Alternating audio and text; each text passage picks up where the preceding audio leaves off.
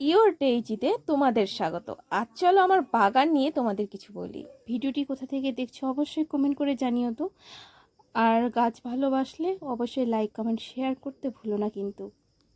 আচ্ছা, তোমরা কি কখনো খেয়াল করেছো একটি ছোট্ট গাছকে প্রতিদিন একটু জল আর একটু যত্ন দিলে ধীরে ধীরে সেটি বড় হয়ে যায়? আমাদের মনও অনেকটা তেমন। প্রতিদিন সকালে কয়েক মুহূর্ত কৃতজ্ঞতা অনুভব করো। ছোট্ট একটা অভ্যাস হলেও এর প্রভাব কিন্তু অনেক বড় হতে পারে। আজ বলবো কৃতজ্ঞতা জানানোর 3টি সুফল। প্রথম সুফল হলো মনকে শান্ত করতে সাহায্য করে। ধরো সকালে ঘুম থেকে উঠেই আমরা অনেক সময় ভাবি আজ কত কাজ করব, কত চাপ, কত চিন্তা, তাই না? কিন্তু যদি 1 মিনিটের জন্যও ভাবি আজ আমি কি নিয়ে কৃতজ্ঞ, এমনটা করা সত্যি একটু অভাবনীয়। যেমন পরিবারের মানুষ, বন্ধু, একটা নতুন সকাল, এগুলোর জন্য তো কৃতজ্ঞ হতেই পারি, তাই না?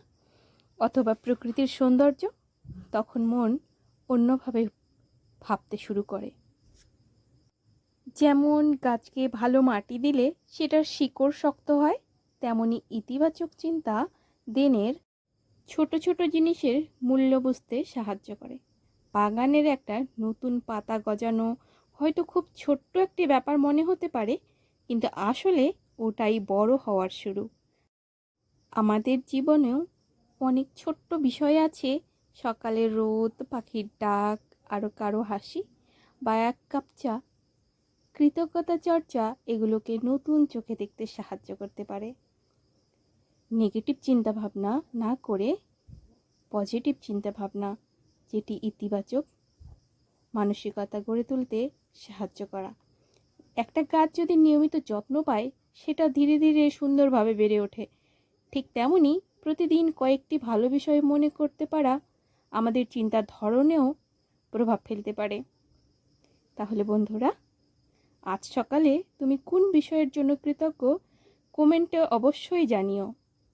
আর না হলেও চেষ্টা করো নিজের প্রতি একটু খেয়াল রেখে কী বিষয় নিয়ে কৃতজ্ঞ হওয়া যায় অবশ্যই খুঁজে পাবে। আর যদি এই ভিডিওটি ভালো লাগে তাহলে সাথে থেকো আর সবাইকে শেয়ার করে দিও প্রিয়জনদের কাছে। দেখা হবে পরের ভিডিওতে। অনেক ধন্যবাদ সকলকে।